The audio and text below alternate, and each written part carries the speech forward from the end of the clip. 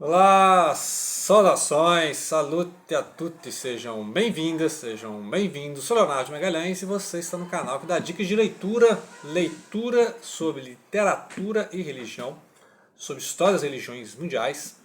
E nós estamos aí nos últimos dias da quaresma, né, esse período de 40 dias antes da Semana Santa, e já deixei a listinha de leituras que foi, né, incluindo filosofia e devocionais. Então hoje eu vou falar das filosofias. Depois mais dicas de livro de filosofia, tá? Que eu gosto muito desse assunto de filosofia, teologia, etc, tá? Então nós vamos falar hoje de dois filósofos importantíssimos, um lá do século IV e V, né? Lá dos 400 e 500, 400, né? 300 a 400 e tal, que é o Santo Agostinho, e no século XIX, luterano, o Kierkegaard, Soren Kierkegaard, né? Então vamos lá. Então, ali a dica aqui, Confissões do Santo Agostinho, que é um dos nomes principais da patrística, os primeiros pais da igreja. E ele vai falar basicamente das questões de bem e mal. Lembrar que já falei várias vezes, o Santo Agostinho estava no ambiente maniqueísmo, né? Então ele se converteu ao cristianismo. Então ele sempre debateu a vida toda sobre o bem e mal, sobre o pecado, de onde é que veio a maldade, né? Se Deus é sumamente bom, como é que veio o mal, né? E outras digressões sobre o tempo, sobre a psicologia, sobre a memória, né? Então tem muita coisa interessante do Agostinho. O Kierkegaard também fala sobre o tempo, então vou fazer um outro vídeo comentando a percepção de tempo em Santo Agostinho, em Kierkegaard e no Montanha Mágica do Thomas Mann. Tá? Tem longos trechos do Montanha Mágica sobre digressões do tempo. O que é o tempo? Né, tal. O tempo é objetivo, é subjetivo. Tá? Esse é assunto para um vídeo. Tá? O tempo. O que é o tempo? Né? Se perguntarem o que é o tempo, eu não sei. Né? Ele sabe, mas não sabe. Né?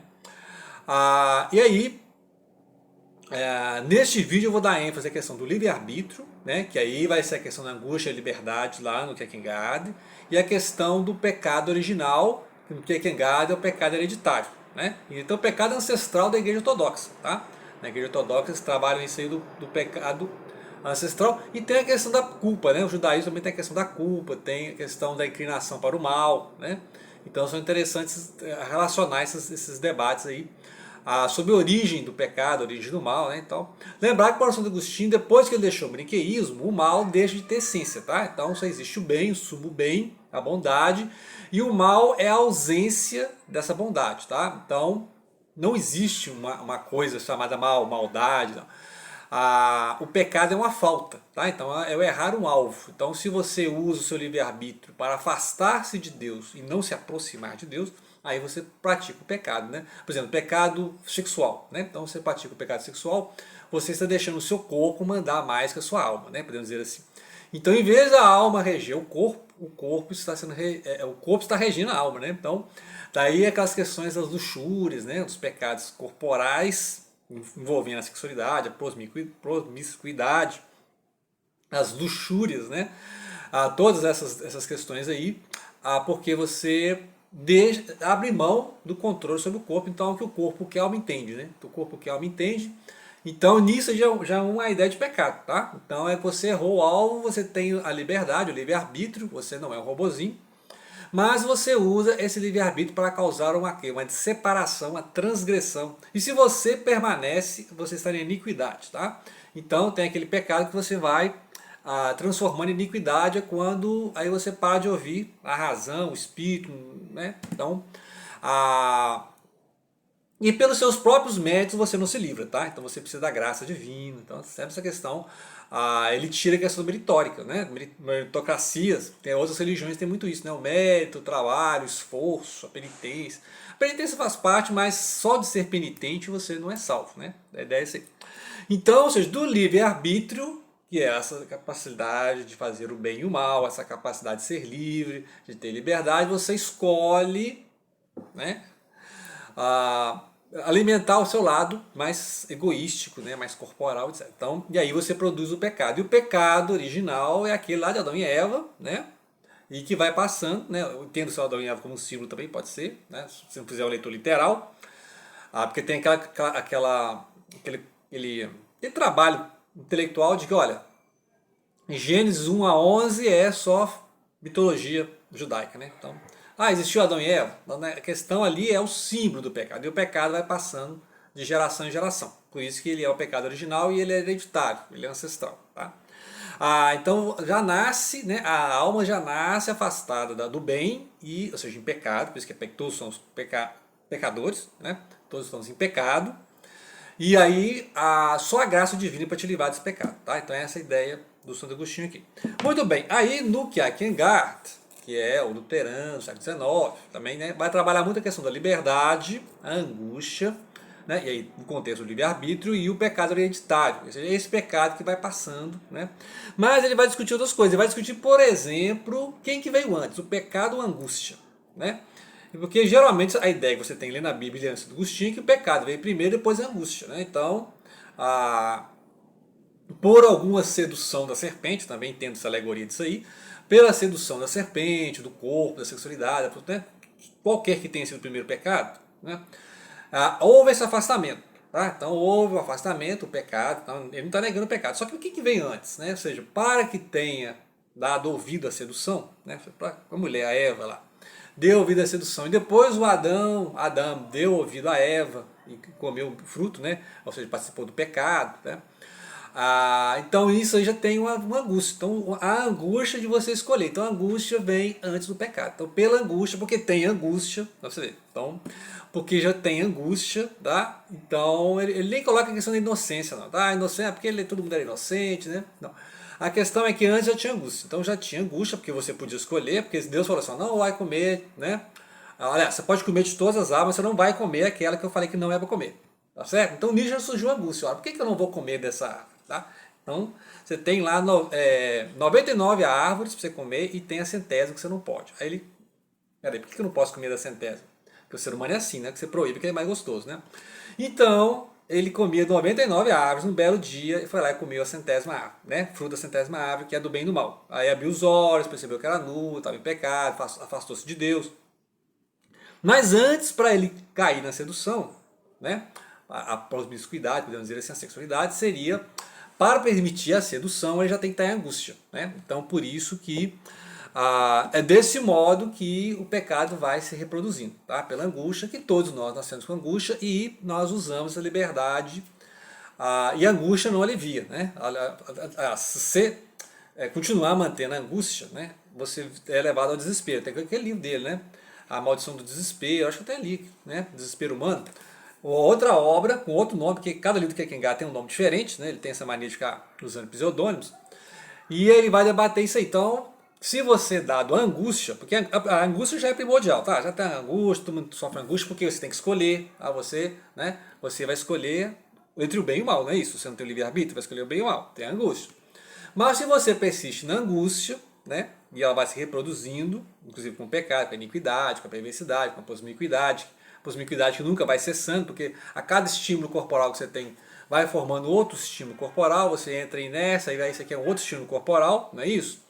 Então é igual o vício, né? Você toma a dose, para fazer efeito em sua segunda dose, para fazer um efeito em sua terceira dose, né? Se você entra nessa espiral, você está no desespero, né? Então é essa repetição.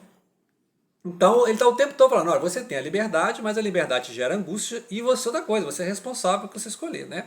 Então você vai escolher e depois vai ficar lamentando aquilo que você não escolheu, né? Então você tem A e B, vai escolher A e vai ficar lamentando, por que eu não escolhi B? E vice-versa, né? Você vai escolher o B e ficar lamentando, não escolhi o A, né? Então, aquele negócio da porta estreita, né? Entra pela porta estreita, então... De repente aquele caminho largo, espaçoso, que maravilha, mas na verdade é para ter escolhido o caminho estreito, tá? É para ter escolhido o caminho não da angústia, mas a angústia é você ter que escolher qual caminho que você vai, tá? Mas, eu lembrei da porta estreita, porque eu estava lembrando lá do Peregrino, né? John Boyne, a gente leu também do entrar pela porta estreita, né? Então tem essa questão da dificuldade. E a maioria das pessoas não quer dificuldade, né? Então, muitas pessoas escolhem a religião até confortável. Nossa, essa religião está me falando demais. As pessoas escolhem a religião hoje igual self-service, né? Então é isso. Então eu vou escolher uma religião aqui que não me incomoda, uma religião mais perto de casa, né? Uma religião que não fica falando muito, não fica pisando no meu calo aqui. E aí é o contrário do que Kierkegaard fala, né? Que a religião não pode ser uma anestesia, não pode ser uma apatia, não pode ser um ritual, né? O Kierkegaard você vai falar daquele negócio você aproveita a sua liberdade e você estabelece a sua fé, com um salto. É o salto de fé, né? Então é igual o exemplo de Abraão, lá que outros livros que ele fala, né? O Abraão deu o salto de fé, né, de entregar-se totalmente à divindade. Então, não é seguir uma religião que essa religião vai aplacar a minha angústia, mas a religião vai ser apenas um modo, né, um modo de reprodução, de cerimônia, de rituais, de frases feitas, né. E a maioria das pessoas fica nesse nível da religião, tá? A maioria das pessoas fica nesse nível da religião, que é a religião pro forma, né? Farisaísmo, né? Todo mundo é fariseu, né? A religião em que você não tem jornada espiritual. Então, eu já falei várias vezes, se você está na religião, vai ficar lá só na religião, beleza, né? Mas aí não tem jornada espiritual. A conversão não é um dia que você foi para o batismo. Conversão é um processo, né? Então, sempre é livro para ler e reler, né? 2 livros para ler e reler. São separados por séculos e milênios, né? Milênios, né? Ou seja, aí o tempo, né, de maturação, porque aí você tem a patrística, você tem a escolástica, você tem a Idade Média, tem a Reforma Protestante, aí você chega no Kierkegaard, né, nesse sentido. Mas como na religião não tem essa questão do tempo, nós temos um bloco religioso de 2000 anos, então você vê que eles estão em diálogo o tempo todo, né? Então pelo menos esses 3 temas que eu falei, do livre-arbítrio, do pecado e do tempo, o tempo em si, né? É claro que aí vou separar um outro vídeo só para falar do tempo, tá? E também discutir aqui a questão da memória, tá? A memória, a mutabilidade, tudo isso tem no Kierkegaard e no Santo Agostinho também, né? Até porque o Kierkegaard é mais psicológico, tá? Ele pega esses temas que já estão lá no proto-psicologia, né? A questão do tempo, a questão da memória, a lembrança, né? A noção de eu, a psicologia. Isso já está lá, podemos dizer assim, embrionário no Santo Agostinho, né? Lá no início, 400 depois de Cristo. E aí é obviamente desenvolvido depois que o Kierkegaard vai reagir aí aos grandes sistemas filosóficos, né? Ao Hegel, por exemplo, né? E o Kierkegaard depois está aí junto com Schopenhauer e depois vem o Nietzsche, né? Para poder discutir com esse pessoal todo, né? O Nietzsche vai discutir com Hegel, com Schopenhauer, com Kierkegaard, com Spinoza, né? Então, depois vamos fazer um vídeo também sobre o Nietzsche, né? Aquela questão lá do Deus está morto, complicadíssimo, né? Nietzsche matou Deus? Não é, né? Era a percepção que Nietzsche tinha da época, mas a gente viu que Nietzsche não estava totalmente certo nisso aí, né? Por mais que algumas filosofias do Nietzsche tenham sentido, né? A questão da pós-modernidade e tal, a implosão dos valores, a questão das metanarrativas, metasistemas, né? Hoje você não tem a narrativa completa, você tem microsistemas, micronarrativas. Mas essa questão aí da religião para o Nietzsche, né, e para o Freud também não deu muito certo, né? Então acabou dando certo aí o que o Jung falou, né, que a religião vai continuar mantendo o sentido, né, o sentido da existência e tal, né? A menos que você encontrar isso na filosofia, ou então você inventar um sentido para sua vida, né? Assim, meu sentido da minha vida é pular de paraquedas, aí o cara vai lá pular de paraquedas, entendeu? Então, e o Nietzsche não podia prever que teria o reavivamento, pentecostalismo, né? Teria todas essas questões aí que vieram do final do século XIX, né? Para agora o reavivamento religioso, né? Então a religião voltou a ser um importante sentido para várias, né, existências aí. Bom, então fica a dica. Eu vou fazer em breve, não sei quanto, talvez 2 semanas, né? Eu vou ler de novo esses 2 livros, a questão do tempo. Tá? O que é o tempo aí, e o Montanha Mágica do Thomas Mann também, que é sensacional, né? Alta filosofia, literatura, etc. Ok? Então é basicamente isso aí, né? Só uma dica de leitura. Obrigado pela atenção. Não deixem de compartilhar.